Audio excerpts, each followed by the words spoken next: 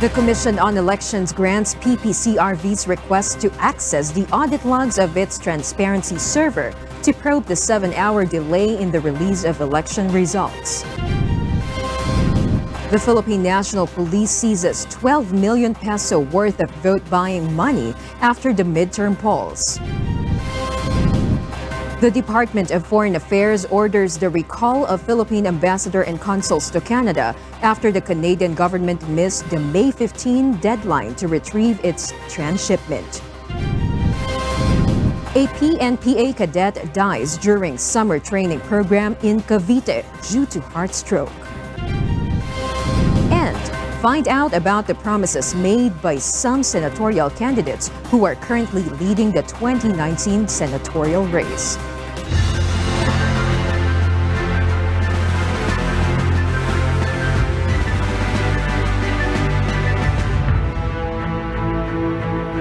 Good evening.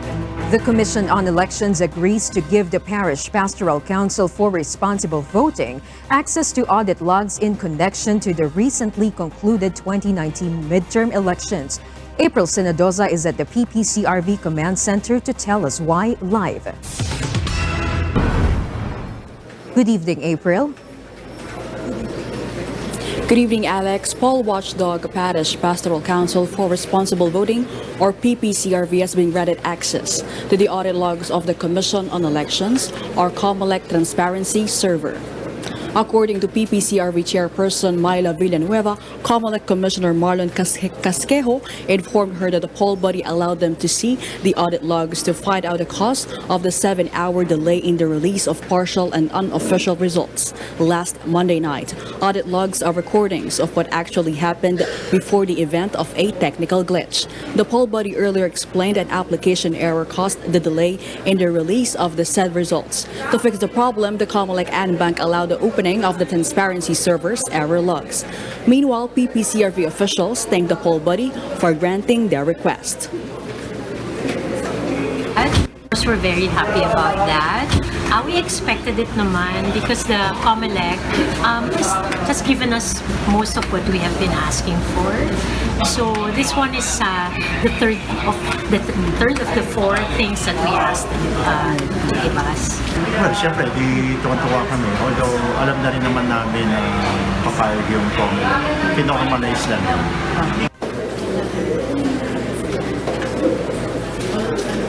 The PPCRV chairperson further said the poll watchdog already received over 17,000 election returns, and the match rate is 99.98% so far.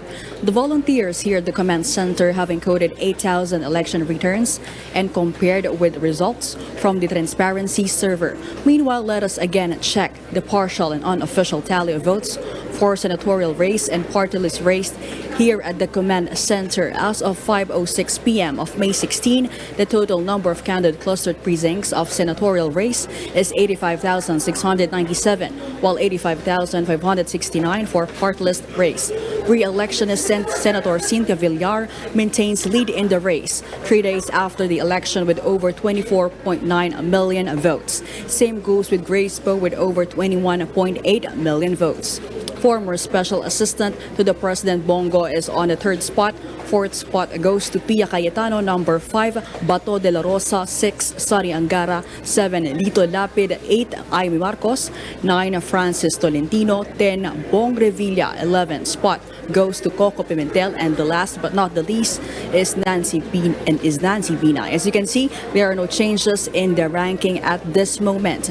President Duterte-backed candidates continue to remain in the top 12 of the latest partial and unofficial Senate race tally.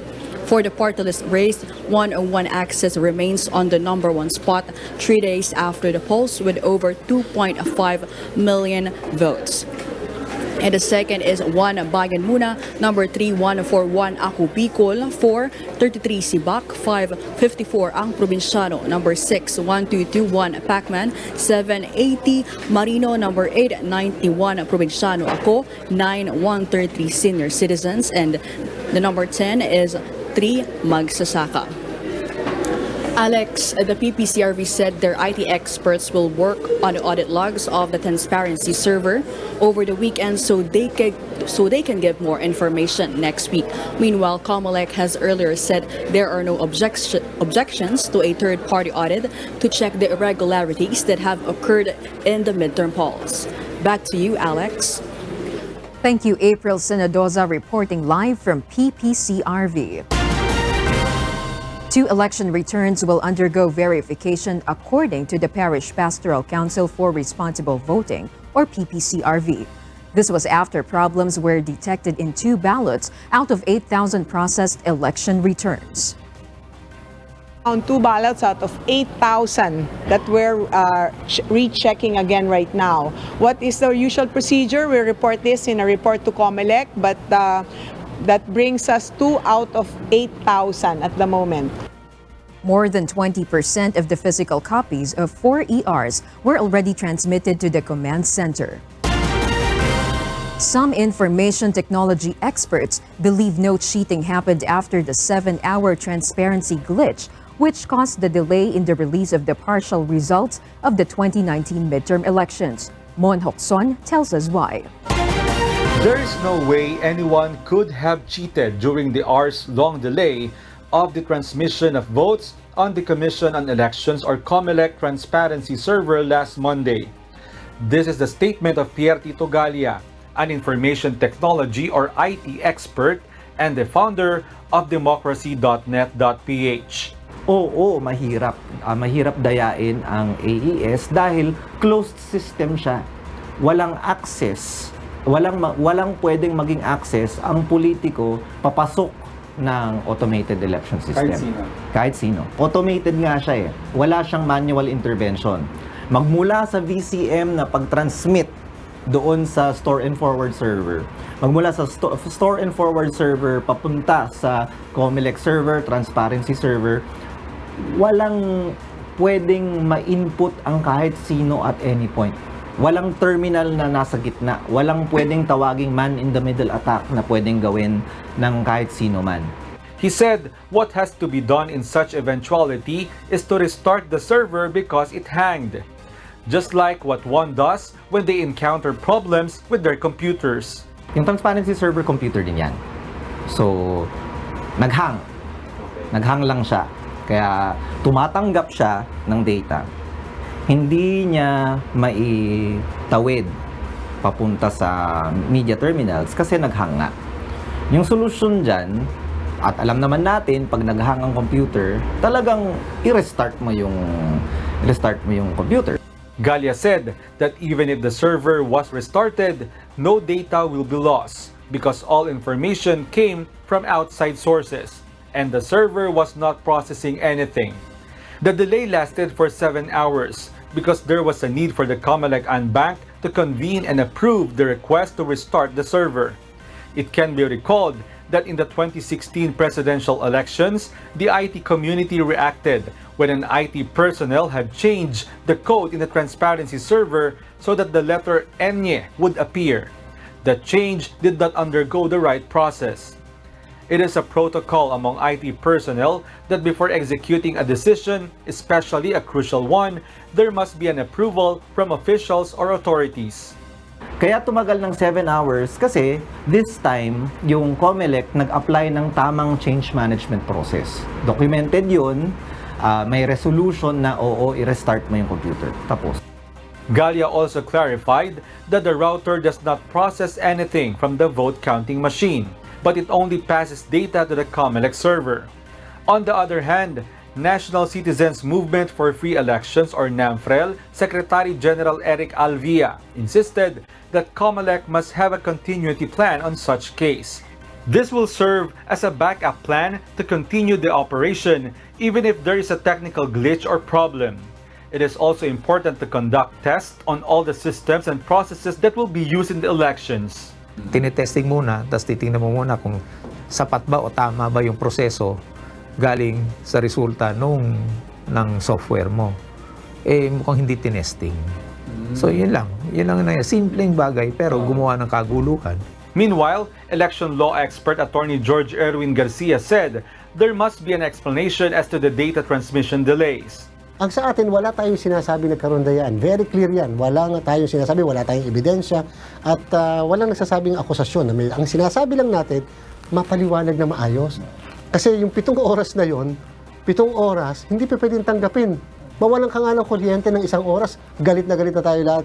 COMELEC, for their part, have issued a statement that they are willing to undergo technical audit in connection with the glitches encountered with the transparency server. Mon Hocson, UNTV News and Rescue, Makati City. The Philippines' road to automation is not that easy, as it has been tainted with issues and controversies, from the bidding process to the credibility of election results. Ray Pelayo explains why. It took the Philippines 18 years before it finally applied an automated election system in 2010 and named Benigno Aquino III the 15th President of the Republic. The plan to fully automate the electoral process was raised in 1992 by then Commission on Elections Chairman Christian Monsod during the term of then President Fidel Ramos. Speaking to UNTV News, Monsod explained that the plan then was mainly to expedite the election process and to make the job easier for the Commission. The vision is really to have the returns faster. It's two: accuracy and speed. Diba? Those are the two objectives. 1996, the Autonomous Region in Muslim Mindanao or ARMM election was declared a success. It was the pilot testing for the computerized election system in the country using a technology provided by American company American Information System Incorporated. In December 1997, Republic Act 8436 or an act authorizing the Commission on Elections to use an automated election system in the May 11, 1998 national or local elections and in subsequent national and local electoral exercises, providing funds, therefore, and for other purposes was signed. However, it was applied only on specific areas like Llano del Sur, Maguindanao, Sulu, and Tawi-Tawi, and not on the entire Philippines. During the time of former President Joseph Estrada, the automated elections did not push through. In 2004, the administration of then-President Gloria Arroyo awarded the 1.3 billion peso poll automation contract to Mega Pacific e-Solution, but the Supreme Court nullified the contract due to irregularities in the bidding process. A case against then COMELEC Commissioner Benjamin Avalos Sr. and other commissioners and executives of Mega Pacific e-Solutions was filed in relation to the contract.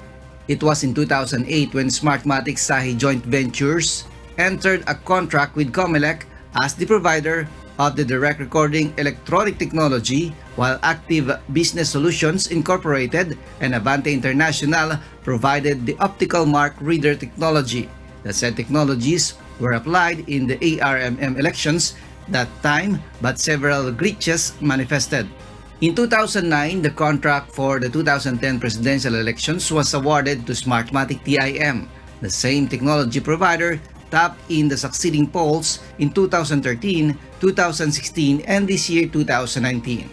This preference to Smartmatic raised doubts and questions to the credibility of the election process.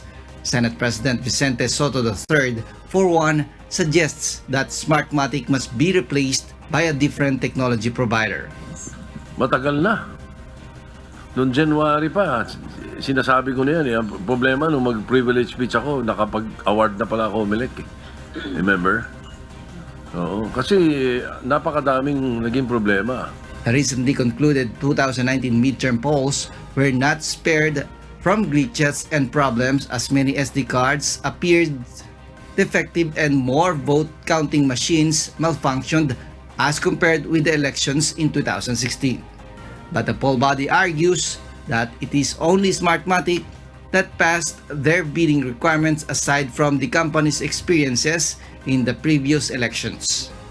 COMELEC added that this year, not all election materials were provided by a single supplier, which, according to the agency, justifies why there were defective supplies. In 2016, bundled yung aming bidding.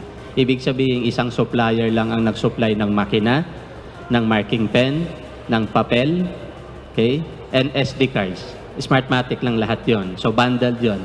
Noong 2016, after 2016, humingi kami ng budget sa DBM. So, ang nabigay sa amin is OTP, yung option to purchase. Kaya nabili natin yung 2016 na makina. Ang problema sa OTP is unbundled yung ibang component. So ngayon, ibang supplier ng makina, ibang supplier ng SD cards, iba rin yung suppliers ng papel and marking pen. So doon yung nakita naming problema, hindi masyadong nagmamatch. What the poll body is looking at this time is whether or not to still reuse the VCMs despite their kind of service in the 2 consecutive previous elections. Ray Pelayo, UNTV, News and Rescue, Manila. The Philippine National Police reports it has seized 12 million peso worth of vote-buying money as the 2019 midterm elections in the country ends. Victor Cosare will tell us why. From January 13 to May 14, 2019, the Philippine National Police or PNP recorded 225 incidents of vote buying which resulted in the arrest of 356 persons, while 85 others eluded arrest and 8 minors were rescued. The police have seized over 12 million peso worth of vote buying money, according to PNP spokesperson Police Colonel Bernard Banak. In a press briefing in Camp Crame today, the police official said that the area with the highest number of arrested persons was in Metro Manila, while the area with highest amount seized was in Region 13 or Caraga with almost 8 million pesos. The areas with the most number of vote-buying incidents are in Northern Mindanao, Ilocos Region, Bangsamoro Autonomous Region in Muslim Mindanao, and Central Luzon. Lahat ng mga na-confiscate na pera ay magsisilbing ebidensya laban doon sa mga na-apprehend natin na mga violators. The punishment for vote buying is 1 to 6 year imprisonment, while a politician found to be guilty of vote buying may also be disqualified from holding any government position. Banak added the police will also investigate if drug money was used in vote buying. The PNP spokesperson clarified, however, that no one has been convicted of vote buying at this point. Wala pa tayong naitala ngayon na may nakakulong na dahil sa vote buying, dahil lang mga suspects at yung mga violators ay na-release for further investigation. Victor Cosare, UNTV News and Rescue, Philippines. As the canvassing of votes in the 2019 national and local elections continue, several names appear to be included in the 12 senatorial slates. Let us backtrack and find out what are the leading senatorial's promises to the Filipinos, as Grace Casin reports. Senator Cynthia Villar, who is now in the top of the senatorial race, is known by Filipinos through her tagline, Diligence and Perseverance, or Sipag at Tiyaga. In an exclusive interview in the UNTV program Get It Straight with Daniel Razon, the lady senator said she vows to push for poverty reduction in the country. She also promises to help Filipinos to have their own businesses. So kaya ako pumunta sa Committee on Agriculture and Food dahil naandun ang mahihirap. So if I want to do something to solve poverty, I should go to the rural Philippines kasi sila talaga yung mahihirap. On the other hand, former Philippine National Police or PNP chief and former Bureau of Corrections Director Ronald Bato de la Rosa now ranks 5th in the senatorial race despite being new in politics. He promises to continue the advocacy he started when he was the chief of the PNP. This include the fight against illegal drugs, justice, and peace and order. So yun lang, doon lang kumukonsentrate sa peace and order dahil walang bansa maganda ang ekonomiya kung walang magandang peace and order. Another senatorial, Francis Tolentino, who failed in the 2016 senatorial elections, now seems to be included in the Magic 12. Known as an ally of President Rodrigo Duterte, he promises to push for federalism. He particularly wants government agencies to be in one place for fast delivery of services to the people. Pag halimbawa po humingi ng tulong si Mayor sa DILG, alam niyo po ba kung saan pupunta? Region 4B. Quezon Avenue, Quezon City. Paano na ho mangyayari sa isang mayor na nasa Mimaropa na kailangan mag-address ng isang sitwasyon, yung mga ahensyang tutulong sa kanya, wala naman sa rehiyon niya.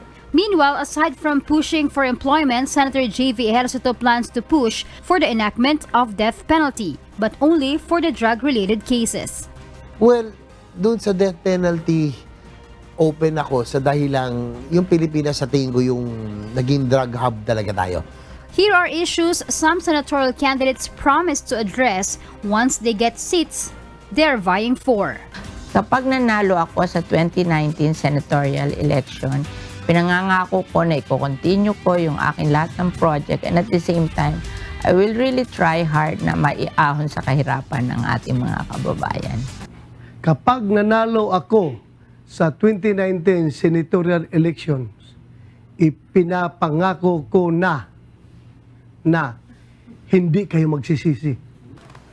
Kapag nanalo ako sa 2019 senatorial elections, ipinangangako ko na ako po ay maglilingkod ng tapat sa sambayanan. Kapag nanalo ako sa 2019 senatorial elections, ipinapangako ko na isusulong ko ang mga programa upang masigurado magkaroon ng tunay na trabaho at hanap buhay para umangat ang antas na buhay. Grace Casin, UNTV News and Rescue.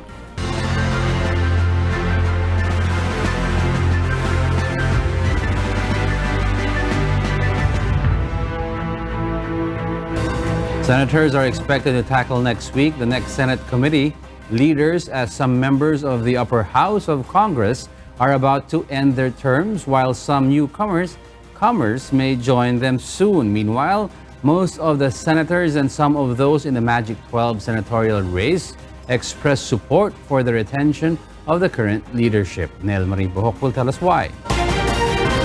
Senate President Vicente Soto III leaves the reorganization in the Senate up to majority of the Solons in the 18th Congress, particularly to those who will lead the committees. According to Senator Soto, they will tackle the vacancy of the chairmanship of some committees by next week as 4 senators are about to end their term. Ang magiging medyo pag-uusapan na namin doon ay yung mga committees na mababakante. And then the possibilities of who will be chair of finance. There are 8 committees that will be without a chairman soon. These are the committees led by Senators Chis Escudero, Loren Legarda, Antonio Trillanes IV, and Gringo Onasan. Aside from the 8 committee chairmanships that will surely be vacant, 4 committees may also lose their chairman. This as the re-electionist senators seem to be not included in the top 12 senatoriables. According to Senate President Soto, he sees Senators Ralph Recto and Panfilo Lacson as the possible replacement of Senator Legarda as the chairman of the Committee on Finance. He also said the support for the retention of the current leadership is overwhelming. And Manny Pacquiao called me 2 days ago. What he was saying was that he was proposing that the leadership be retained. At kausap na rin daw niya si Bong, si Bato, and Francis, I think. Anong sagot, sir? Sabi niya, gusto namin, pareho pa rin, parang ganun eh. Some of the incoming neophyte senators who are surely included in the Magic 12 have no statement yet on what committees they want to handle when they formally take their oath as senators of the Philippines. Nel Maribuho, UNTV News and Rescue, Senate of the Philippines. Malacanang assures senatorial candidates endorsed by President Rodrigo Duterte will not be subservient to the president. Rosalie Cos explains why. Former Philippine National Police Chief Ronald Bato de la Rosa, former Presidential Advisor on Political Affairs Francis Tolentino, and former Special Assistant of the President Bongo. These are the 3 biggest and newest names in the ongoing senatorial race included in the top 12. Others say it is primarily because of the endorsement of President Rodrigo Duterte himself. They are also known to be close to and personally known by the president. Despite this, the palace emphasizes these people will not be subservient to the president once they formally become senators. Malacanang expects them to do their job well in the upper house of Congress. Nagkataon lang na malapit sila sa presidente. It doesn't mean anything na ibig sabihin sunod-sunuran sila. Meanwhile, name recall and lack of access to media might be the reasons why some of the candidates President Duterte endorsed seem to not win the elections. This include Mr. Freddy Aguilar and former Congressman Sajid Manguda Datu. Even Senator J.V. Ejercito is still unsure of his seat in the Senate. Nasa taong bayan pa rin yan. Kung hindi nila... Kasi maraming factors winning eh. Number one there is name recall. Pag hindi ka masyadong kilala, kahit na in-endorse ka, kung hindi ka namang kilala nung boboto, hindi ka rin lalabas. Secretary Panelo added it is up to the president if he will appoint these people to other government posts after the one-year ban. The palace also lets the Congress decide on what measures to be passed. Majority of the officials in both houses of Congress are expected to be allies of the administration. Whether or not Senate or Congress are dominated by the allies of whoever is incumbent, we expect them to pass economic reforms that would be beneficial to the Filipino people. Hindi dapat pinag-uusapan nyo kung alay ka o hindi. Ang trabaho mo dyan sa Kongreso, magpasa ka ng mga batas na makakatulong sa pag-unlad ng ating bayan at sa mga kababayan natin. It's about time tanggalin na natin yung mga partisans consideration. Diyan tayo nalulugmok eh. Rosa Licoz, UNTV, News and Rescue, Malacanang. Senate President Vicente Tito Soto III said on Wednesday that veteran senators are willing to guide their new colleagues once they assume office. Soto added that the Senate Secretariat is always ready to assist the new senators. This came after former PNP Chief Ronald De La Rosa, one of the leading senatorial candidates in the ongoing canvassing of the 2019 midterm polls, admitted in an interview that he needs training or a crash course in lawmaking. In relation to De La Rosa's statement, Senator Panfilo Lacson said the incoming senator need not worry as his veteran colleagues are willing to give them pieces of advice on how to do their work in the upper house. Lacson, also a former PNP chief, was De La Rosa's upperclassman in the Philippine Military Academy or PMA. Lacson is a member of the PMA class of 1971, while De La Rosa belongs to PMA class of 1986. The Philippines orders the recall of its ambassador and consuls in Canada after the Canadian government failed to take back their waste containers on the May 15 deadline. With this, there will soon be minimal Philippine diplomatic presence in Canada. Rosalie Cos will tell us why. President Rodrigo Duterte is aware of the decision made by Foreign Affairs Secretary Teddy Locsin to order the recall of the Philippine ambassador to Canada and its consuls. The Foreign Affairs Secretary has stated he sent the recall letters on the midnight of Wednesday, and the diplomatic officials are expected to arrive in the country within a day or more. May 15 was the deadline given by President Duterte to Canada to ship out their waste. However, Canada reportedly failed to show up in a meeting with the Bureau of Customs. This shall serve as a warning to Canada, and it must hurry shipping out its garbage from our country, the palace said. The fact alone that Secretary Locsin has recalled our diplomats there shows that not only are we serious, we are already warning them. We're gonna sever diplomatic relations. The illegally exported waste have been in the country since 2013 and 2014. Locsin's decision remains until Canada ships back its garbage.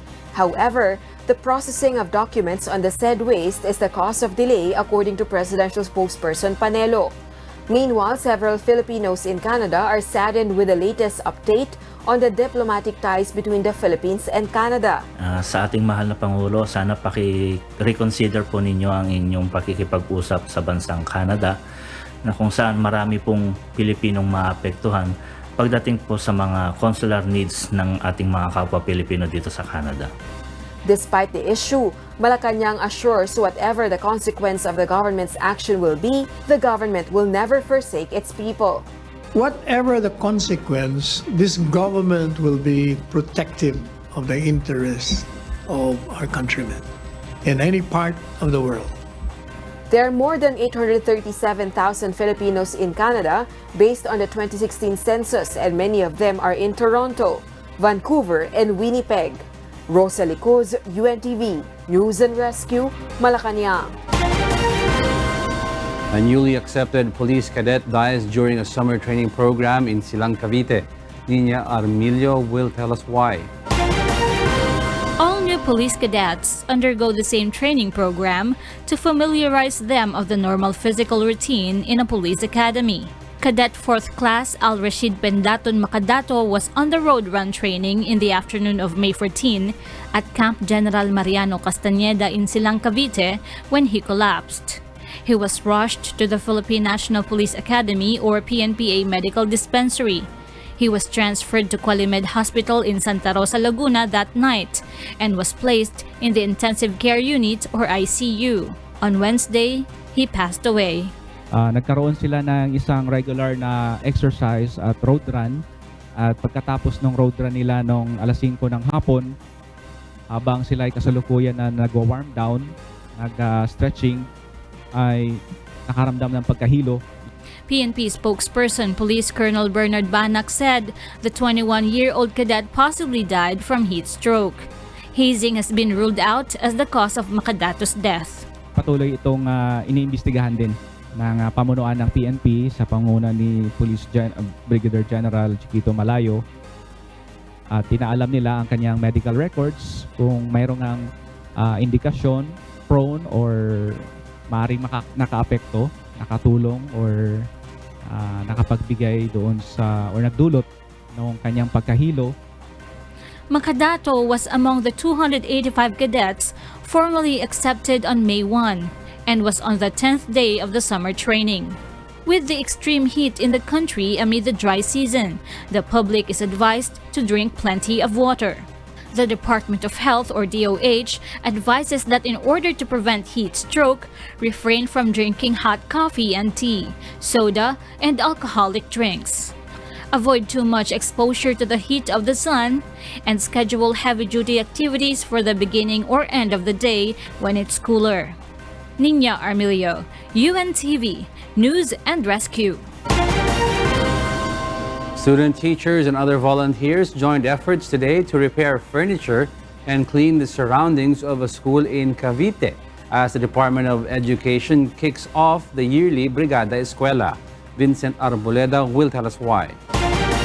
With the theme Matatag na Bayan para sa maunlad na paaralan, the Department of Education or DepEd held today the national kick-off program of the annual Brigada Eskwela in Alfonso Central School located in the first-class municipality of Alfonso in the province of Cavite.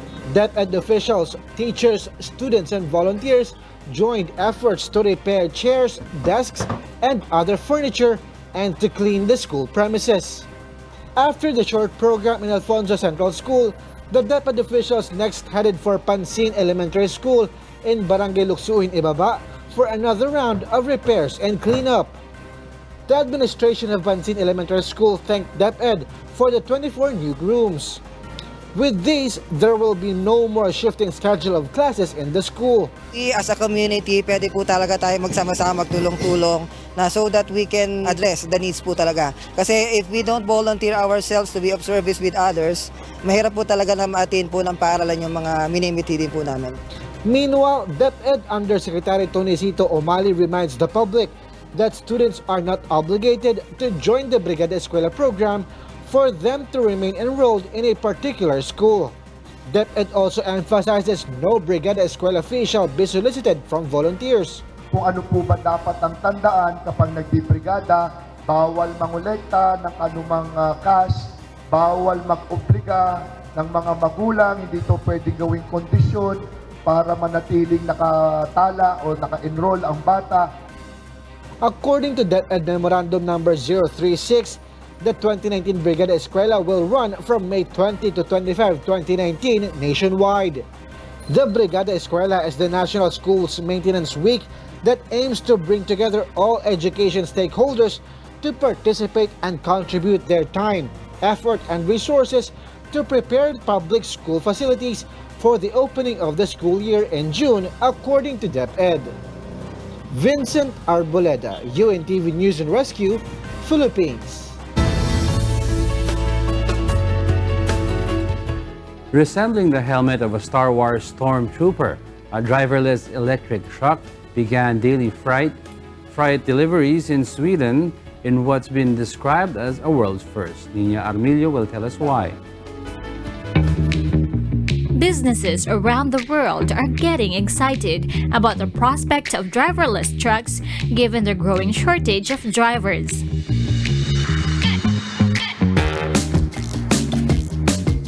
And in Sweden, local startup Enride launches the T-Pod truck in a bid to pilot autonomous trucks for freight deliveries on public roads. The trial is due to run until the end of 2020. For CEO and founder of Enride, Robert Falk, the advent of this driverless electric truck is a giant step for autonomous electric transport.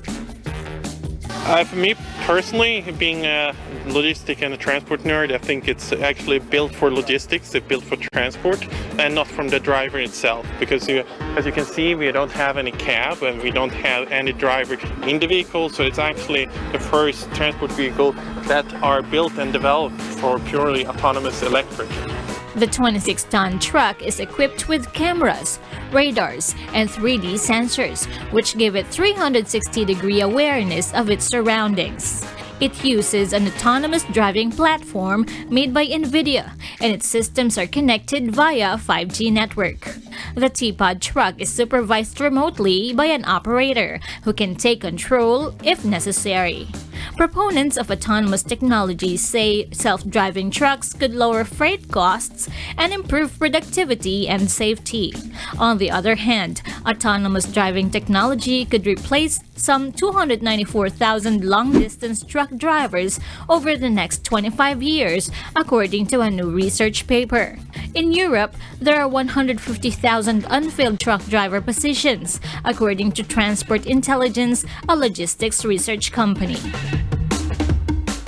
Nina Armilio, UNTV, News and Rescue.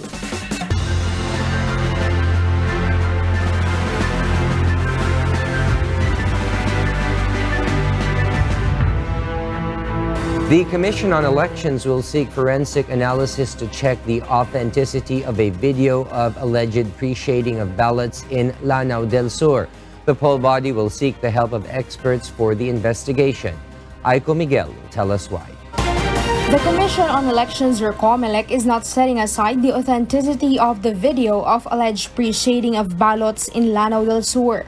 According to COMELEC spokesman James Jimenez, the poll body will investigate and seek the help of an expert for the forensic analysis. Magre-request kami ng assistance from Facebook and perhaps refer it to the appropriate authorities for forensic analysis. Pero we're not dismissing it as fake. We're not ready to make that determination yet. Alamin muna natin yung detalye ng video. Jimenez also added the poll body is serious to find out and trace the whole information on the said video. COMELEC encourages the uploader to coordinate with them to fast-track the process of the investigation. The COMELEC needs to determine its authenticity so they can decide on the election results in the said area. Even internally, there is very little to tell you who is doing the shading, ano siya sa konteksto ng halalan, and so on, no? Hindi natin alam kung sino nag-upload, hindi natin alam kung saan nanggaling. We encourage whoever has information on this video to come forward and file a complaint. If it's the original uploader themselves, then so much the better. But now, COMELEC cannot declare the suspension of the elections because of speculations. A formal petition should be filed to prove the authenticity of alleged electoral fraud. It's a little difficult to imagine that the entire elections will be suspended, essentially, because of speculation. Jimenez also explained the Meet Me Room question by attorney George Garcia, whether it has something to do with the delay of transmission of the election results. He added this is a gateway or transmission router and not a server. This was not also the reason of the delay and why the transparency server backed down for hours from Monday night to Tuesday morning. It is not a separate server. It is simply an arrangement in the program that allows us to plate traffic cop to the incoming transmissions. No? Transmission router yan, gateway. So it's a way of making sure na manage yung flow ng data coming from the field, coming from the VCMs into the transparency server. Commission on Elections reiterated that they cannot have the proclamation yet this week, although they can finish the canvassing. They will not also have a partial proclamation of the top 6 senators, just like in the previous elections. Instead, they will announce the top 12 all at the same time. Aiko Miguel, UNTV News and Rescue, Pasay City. The Senate and the House of Representatives are planning to hold an inquiry on the technical glitches and other issues that marred the 2019 midterm elections. Senator Aquilino Coco Pimentel, chairman of the Senate Committee on Electoral Reform, said on Wednesday that the Joint Congressional Committee on the Automated Election System agreed to conduct the hearing on June 4. Several officials from the Commission on Elections, or COMELEC, will be summoned to explain the problems encountered on Election Day. He said COMELEC should re-examine the diagnostic tests they used to clear vote counting machines, or VCMs, after some of the units encountered glitches during the May 13 polls. The COMELEC earlier said that more than 900 of the 85,000 VCMs were pulled out from several voting precincts nationwide after encountering hiccups on Election Day. Senate President Vicente Soto III supported the planned hearing to clear the technical issues, which could cast doubt on the results of the elections. If you say their elections were not credible, show why. Prove it. Show proof na hindi credible. Malacanang reveals President Rodrigo Duterte terminates the Service of Food and Drugs Authority, or FDA Director General Nela Puno, because of corruption allegations. The FDA is under the supervision of the Department of Health, or DOH. The palace does not mention any particular case about the dismissal of Puno, and she is ordered to turn over all the documents, papers, and properties in her possession to the Office of Undersecretary for Health Regulation of the Department of Health.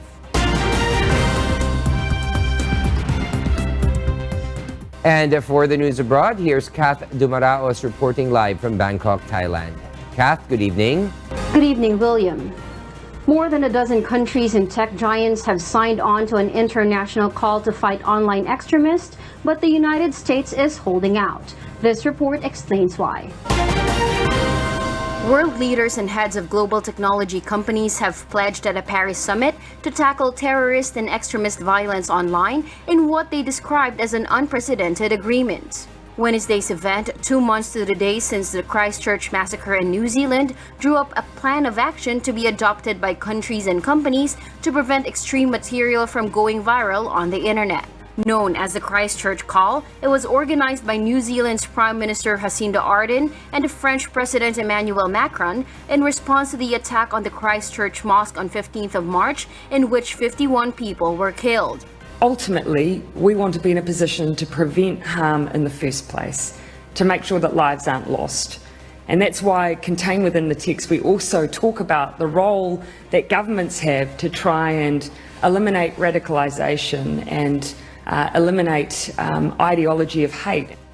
The gunman, a 28-year-old Australian, live-streamed the attack on Facebook from where it was shared online around the world. The footage was picked up by some international media outlets who initially published excerpts of the video and links to the gunman's extremist manifesto before quickly dropping them in the face of political and public outrage.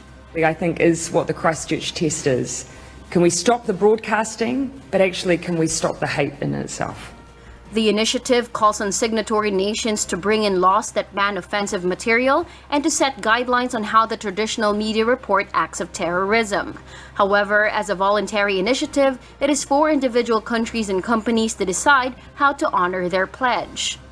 Britain, Canada, Australia, Jordan, Senegal, Indonesia, Norway, and Ireland signed the pledge along with the European Commission, Amazon, Facebook, Google, Microsoft, Twitter, YouTube, Dailymotion, and Quant. France's Élysée Palace said Germany, India, Japan, Holland, Spain, and Sweden had expressed support for the Christchurch Call. The U.S. has declined to join the Christchurch Call. The White House said on Wednesday it supported the Christchurch call's aims, but was not in a position to join, citing the need for freedom of speech. Kat Dumaraos, UNTV News and Rescue. U.S. President Donald Trump has declared a national emergency to protect U.S. computer networks from foreign adversaries. Beverly Saison will tell us why. President Donald Trump on Wednesday signed an executive order declaring a national emergency and barring U.S. companies from using telecommunications equipment made by firms posing a national security risk. The executive order invokes the International Emergency Economic Powers Act, which gives the president the authority to regulate commerce in response to a national emergency that threatens the United States. The order directs the Commerce Department, working with other government agencies, to draw up a plan for enforcement. The order does not name any company, but is believed to target Huawei. The Chinese tech giant said restricting its business in the U.S. would only hurt American consumers and companies. Several countries led by the U.S. have raised concerns in recent months that Huawei products could be used by China for surveillance. Huawei has said its work does not pose any threats and says it is independent from the Chinese government. On Tuesday, its chairman Liang Hua said it was willing to sign no spy agreements with governments during a meeting in London as concerns over the security of its products used in next-generation 5G mobile networks continue to grow. The moves are likely to worsen tensions between the U.S. and China, which had already escalated this week with tariff hikes in a trade war. Huawei has been at the epicenter of the U.S.-China power struggle that has dominated global politics over the past year. Beverly Saison, UNTV News and Rescue, USA.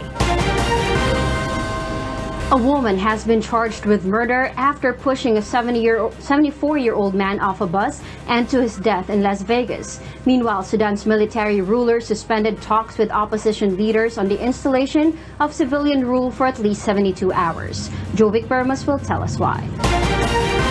In Sudan, talks on moving Sudan toward civilian rule have been suspended for 3 days by the country's military leaders, who demand protesters clear roadblocks. In a televised statement, the Transitional Military Council said barricades outside a designated zone in Khartoum should be removed. Shots were fired on Wednesday as soldiers tried to clear barricades. Protesters in Khartoum said at least 9 people were wounded, but that figure could not be verified. Similar violence on Monday left at least 6 people dead, and protesters say those responsible must be held to account.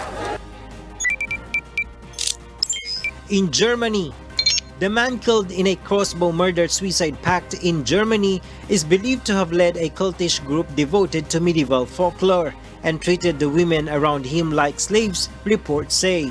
The bodies of Thorsten W. and 2 women were found in a hotel room in Bavaria on Saturday, alongside 3 crossbows.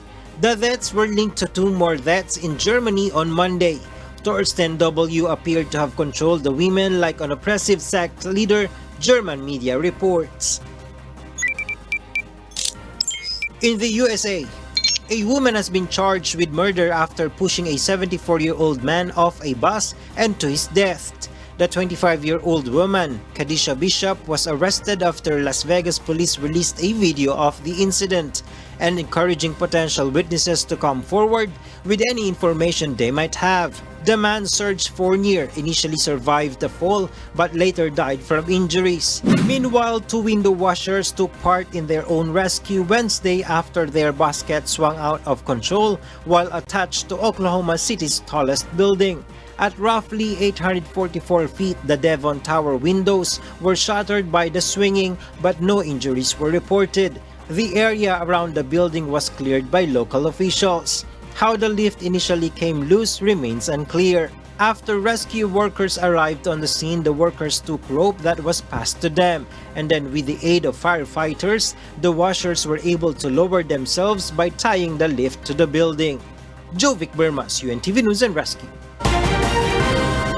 And those are the news from the other parts of the globe. Back to you, William.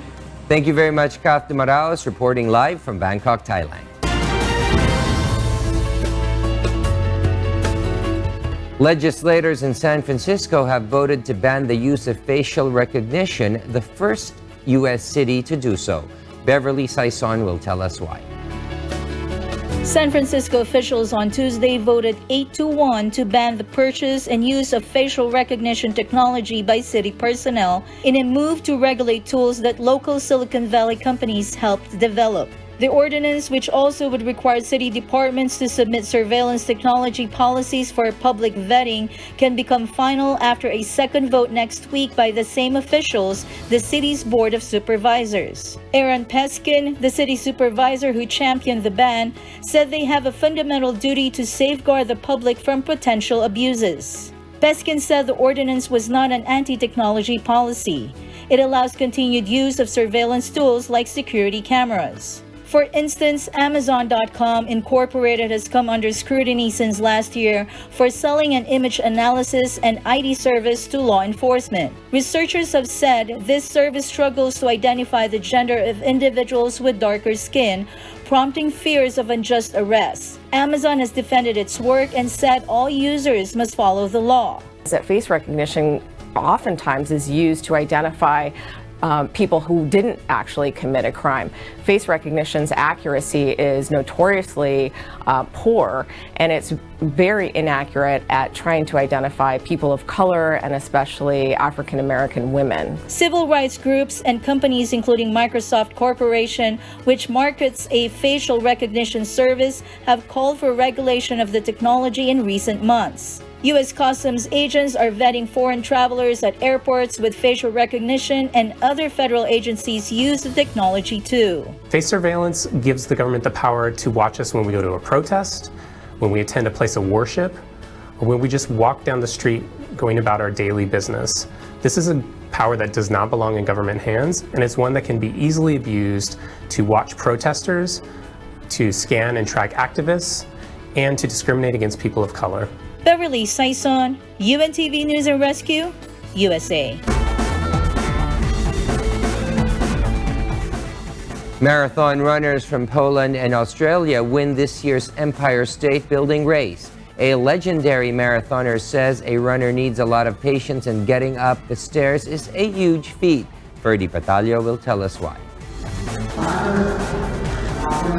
It was an epic run on Tuesday for Polish athlete Piotr Lowodzinski, who beat more than 200 competitors in the race to the top of New York's Empire State Building in just 10 minutes, 6 seconds. Susie Walsham, a native of Australia, now residing in Singapore, made history by placing first in the women's race, achieving her 10th win at the New York skyscraper. The race goes up 86 flights of stairs, 1,576 steps to reach the stored building's observation deck. Legendary marathon Meb Keflezighi said sprinting to the door at the beginning would give runners momentum. Well, to run up the Empire State Building is going to be a lot of patience, measure yourself, and leave something for the end, because it's not a sprint. Even though there's a sprint at the beginning, get to the door, but the stairs are going to be very monumental, but to be able to just get there is huge. The annual Empire State Building Run-Up, now in its 42nd year, is an annual fundraiser for disability charities. This year's run benefits the Challenge Athletes Foundation, which helps to raise awareness and donations to ease access to adaptive sports equipment and athletic training and mentoring for people with physical challenges. Ferdy Patalio, UNTV News and Rescue. The Eiffel Tower celebrated its 130th anniversary on Wednesday by inviting 10 times as many children to discover its charm. Nina Armilio will tell us why. 1,300 children from public children's centers around Paris were given a guided tour by actors and guides who were dressed as 19th century citizens and explained the history of the city's monument, the Eiffel Tower. Customer service agent Emmanuel Braga, who has been working at the Eiffel Tower for 30 years, said the 130th anniversary was quite a big deal. We're making them discover the Eiffel Tower, which is a place many of them have never had the opportunity to come to, and it's the 130th anniversary of the Eiffel Tower, so it's quite a big deal, and the Notre Dame of Iron is always there. The landmark, which is now affectionately called the Iron Lady, faced significant opposition at the time of its construction in the late 19th century. Some of the children had never had the opportunity to visit the landmark before, said children's activity leader Rashid Audia. It's essential to educate them. There are some who have never been up here. There are some who are here to basically discover the place. It's really good for their general cultural knowledge. The children climbed up to the second floor of the Eiffel Tower, where they posed for photos and used the telescope to look across Paris. The Eiffel Tower is now one of the city's most significant landmarks. Rising 324 meters above Paris, the famed Iron Lady was designed by Parisian engineer Gustave Eiffel and built for the 1889 Universal Exhibition. The construction of the most famous of Parisian monuments took 2 years, 2 months, and 5 days, which was considered a feat of technical prowess at the time, mobilizing between 300 and 450 workers. 7 million tourists visit the Eiffel Tower each year, with a total of 300 million visitors from across the world since 1889. Niña Armilio, UNTV, News and Rescue. And those are the reasons behind the news this May 2019. On behalf of Alex Baltazar and Angelo Castro III, I am William Theo, and before we close, we will recap with today's significant sound bites. Because we need to know, we will always ask why. Good evening. We're very happy about that. We expected it naman because the COMELEC has given us most of what we have been asking for. We have found 2 ballots out of 8,000 that we're rechecking again right now. What is the usual procedure? We report this in a report to COMELEC, but that brings us 2 out of 8,000 at the moment. Oo, mahirap. Mahirap dayain ang AES dahil closed system siya. Walang access, walang pwedeng maging access ang politiko papasok ng automated election system. Kahit sino. Kahit sino. Automated nga siya eh. Wala siyang manual intervention. The fact alone that Secretary Locsin has recalled our diplomats there shows that not only are we serious, we are already warning them. We're gonna sever diplomatic relations. Kapag nanalo ako sa 2019 senatorial election, pinangangako ko na i-continue ko yung aking lahat ng project, and at the same time, I will really try hard na maiahon sa kahirapan ng ating mga kababayan. Kapag nanalo ako sa 2019 senatorial election, ipinapangako ko na hindi kayo magsisisi. Kapag nanalo ako sa 2019 senatorial elections, ipinangangako ko na ako po ay maglilingkod ng tapat sa sambayanan. Kapag nanalo ako sa 2019 senatorial elections, ipinapangako ko na isusulong ko ang mga programa upang masigurado magkaroon ng tunay na trabaho at hanap buhay para umangat ang atas na buhay.